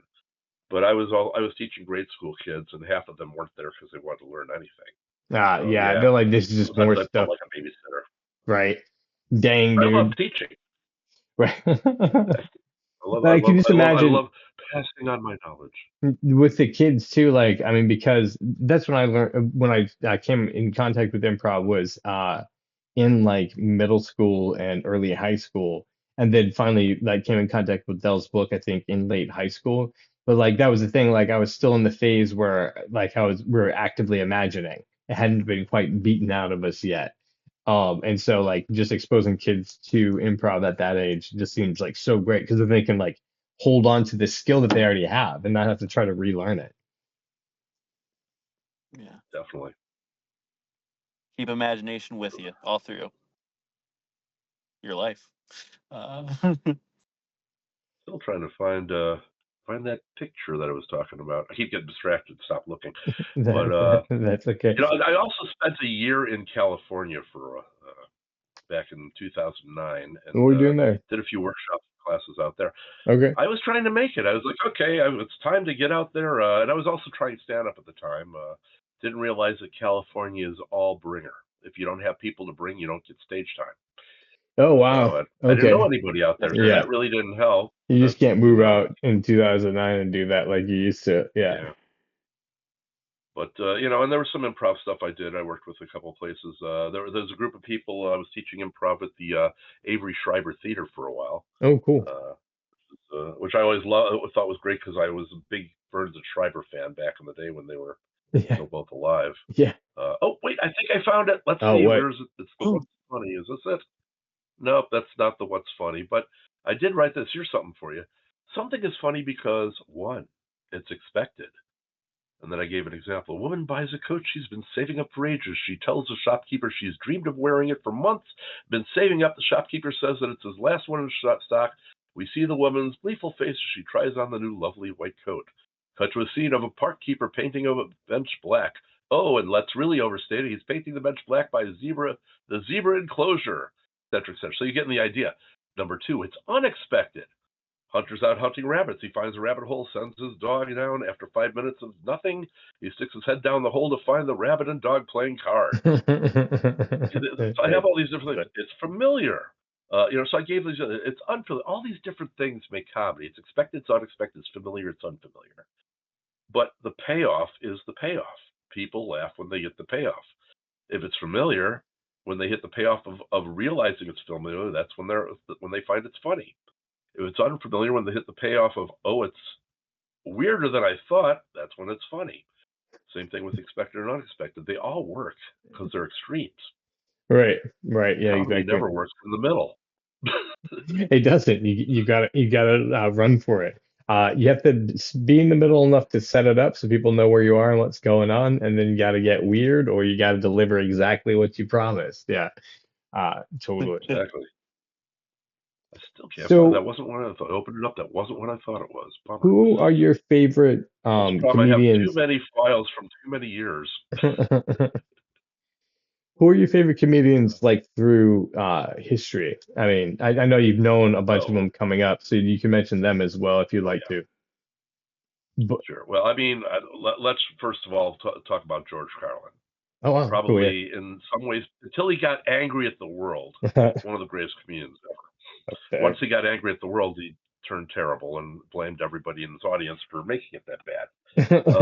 But the thing about George is he wouldn't make anything up. He would point out at the ridiculousness of real life and shove it in your face, and that was amazing. Yeah. I heard people couldn't work with him because he was hard to work with. But yeah, because he was pointing out the problems, and you just have to deal with them. Yeah. Exactly. Then he stopped doing drugs and started realizing how shitty it really is, and started hating everybody and everything. And then he got drunk instead, and that made it even worse. So, oh, jeez. Yeah, that's fair. I saw him at the Rosemont Theater, and the whole thing was him basically yelling at the audiences how fucked up we made the world. Oh, Well, this no. isn't funny. And you're like, And what? then I remember seeing him back in 1977 at the Mill Run Theater in Oh Mill when man. he was so good. And he recorded the On the Road album back then, and I was with this girl, Jenny, who had a very specific laugh. And you could hear it all through that album. I'm like, oh my God, there's Jenny. But I'm telling you, when I saw him then, I couldn't stop laughing myself. I was just in stitches. And then, even worse, apparently they filmed it too. And a few years later, they put that concert and a few others during that tour out. And here's the Mill Run Theater, and there's me in this blue leisure suit with this terrible 70s hair. And oh my God, did I really look like that? And did I really wear a leisure suit to that? To a college? Yeah. It was a prom. You were on a date. You were going to the theater. And you were going to Rosemont, so I mean that is pretty classy to see George. Yeah. Yeah. But are you remembering where your mustache was? Is that why? Back in the day of the Towers. Right. Yeah. Sorry, what? You just you ran your fingers around the side of your mouth as if you were remembering where your 70s mustache was back in the day. Yeah, exactly. Exactly. Well, let's see. What was it that Aaron said? It was back in the 80s. I don't know about the 70s, but in the 80s, I had the hair down across one eye and the little tail. So I've gone with a lot of different looks over the years. But the 70s, I was clean shaven all that time and looked like the biggest geek you'd ever seen. I'd be the guy that Aaron would be making fun of because Aaron doesn't make fun of anybody though, so I literally don't. Yeah. You're too nice. I'd be like, hey, you're one of my people. He's like, I like the Let's weird talk one. about the universe. Because I would have loved to meet Del, but also I don't smoke pot. Would he still even let me hang out if I wasn't smoking? Yeah, he probably would have thought you were a narc. Yeah. Yeah.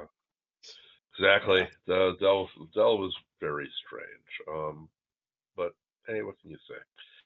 I don't think that improv would be what it is today if it wasn't for Del. No matter what. Because he did teach us to get out of our heads. That was number one. I will say that. Even though it was all experiments, and stuff, he did the job. He stopped us from thinking and got us to just be. Not a lot of people can do that. Yeah, exactly. You said once you were in his class, you left the same madness that he had. Like he gave it to everybody. And I can't imagine improv being anything other than what it is. You're describing the Dave Shepard world, and I'm like, wow, that doesn't sound like the same. It sounds like there's going to be a lot more years where people are in their heads instead. Yeah. Exactly. But I will say we were going back to favorite comedians. Let's go even further back. Dick Van Dyke. Oh, wow. Amazing man. Dick Van Dyke. Amazing man. Physical comedy. I learned everything I know about physical comedy from watching him. But he was a guy who could be the straight man and the comic at the same time, somehow. That's true. Although, yeah, he'd be smirking. With Maury Amsterdam, he took the comic part, but Maury Amsterdam was a great. Okay, here's why I have a background in theater and comedy. My dad was in vaudeville. Oh, wow. Matter of fact, a major name in vaudeville, Chick Schloss. You look at old, if you put his name out there, you get old, what do you call it, Broadway papers, all these stuff that show, the Chick Schloss All-Star Review is going to be blah, blah, blah, here and there. And his comedy partner was Maury Amsterdam. So it was kind of an interesting little thing there. Yeah. I still have a picture somewhere in a box that was their like publicity picture that was so cool. Oh my God, that's But so crazy yeah, cool. and here's the funny thing: have you ever seen the movie? It happened at is it called? It happened at Minsky's, or the day that burlesque turned to strip, basically. The God, what is it called? Something at Minsky's. Anyway, that was about my dad. Okay, Jason Robards played my dad, but they changed the other character's name to Chick and gave Jason Robards the name of a different name. So that was really weird. that is weird. But it was because my dad was there the day that burlesque became striptease, when the girl finally said, "Screw this," and just took her clothes off right on stage completely. Oh Uh, wow.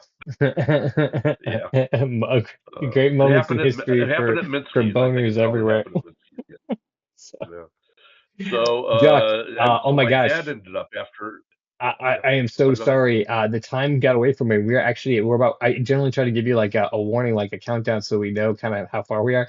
And I was just enjoying the conversation. We have about 5 minutes left of our podcast.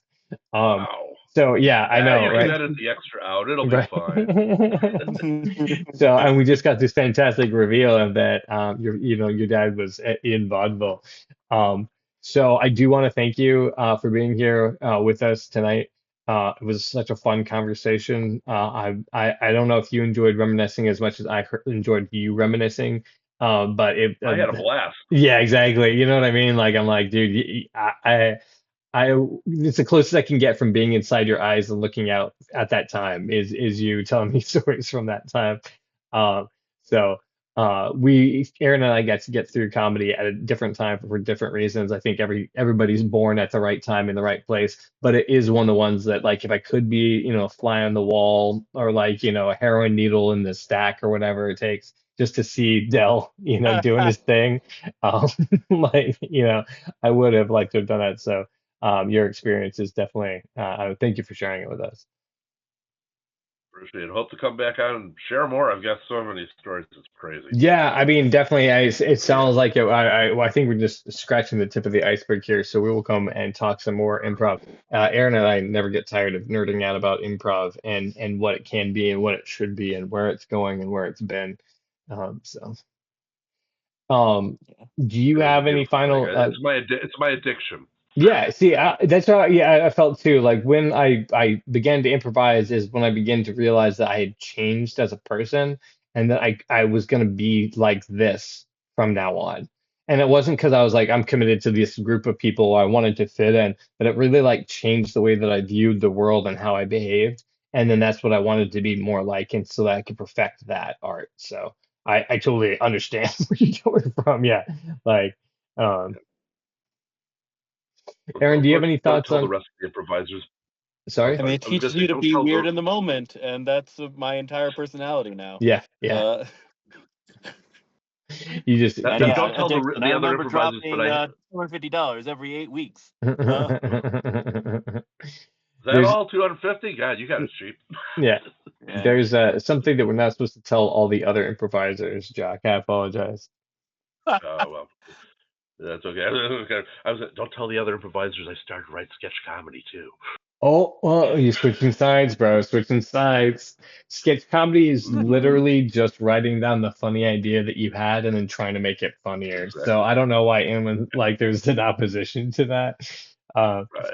And truthfully, I do write through improvisation. I just sit down and just let a scene play out in my mind and type mhm. it out as it's going. Boom. Yeah, There 100%. it is. Play it. And then you're like, okay, cool. And then this character does this, and then this character does this.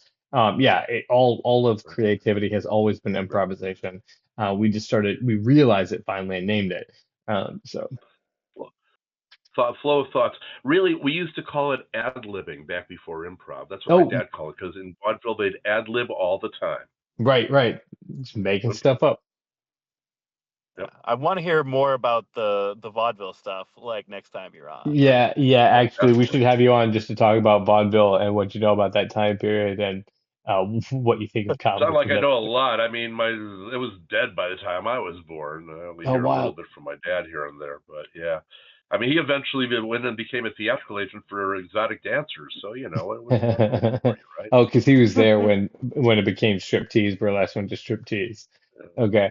Right. Burlesque, you didn't take off everything. You still had the G-string. You still had pasties. Right. You weren't allowed. It was illegal to take it all off, and then, boom,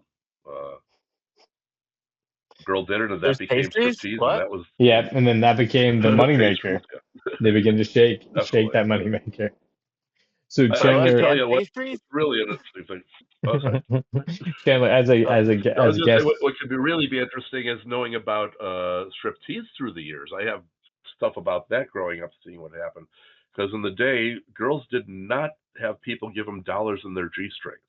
They weren't allowed to get tips that way. As a matter of fact, what they did is at the end of their session, they'd go and solicit drinks from everybody. They would, of course, get water, although it would look like be told that it would, or iced tea, told that was a drink.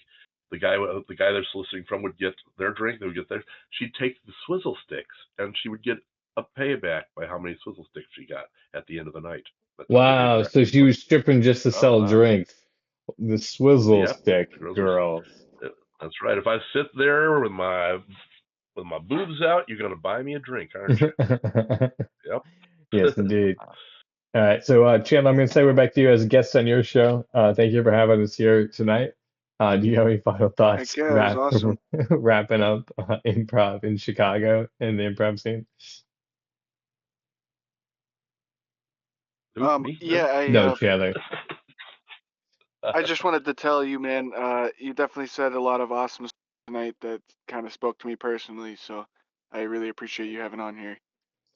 That's or awesome. Us having you on here. And I'm sorry, I had one of my infused lemonades as we were hanging out. So. Wink, wink. Yeah, wink, wink, infused with the goodness. No, so we are grateful for having you on here. That is kind of what the goal of the show is find interesting people and find interesting things that they've experienced to talk about, because it is inspiring to the rest of us, and so we try to capture that on film as when we can. So Jock L. Yeah, Schloss. I didn't actually mention it, but I wanted to say, like, I've talked to Skip and Professor of Comedy about it before, but like I've been wanting to do comedy of some sort, but like the normal form of like writing down your jokes and stuff is like kind of seems weird to me. But you have talked about improv tonight, and a lot of it really spoke to me. So improv is one of the best places to start in comedy. I agree. Yeah, I've always felt like my comedy doesn't really, huh? I was gonna say, are you all out there in Ohio? You're all out there in Ohio, or actually, I'm in Wisconsin. Yeah, Wisconsin and Louisiana. I'm gonna wrap up the show real quick. I just want to thank our guests for tuning into the show with Jock Schloss tonight. If you want to find him on Facebook, you can. Jock Schloss on L Schloss on Facebook. And we got in there. Professor of Comedy, Aaron Cosby, to catch all of his shows that are coming up. And of course, we have on SoundCloud Flamingo Music, which is Chandler Fleming.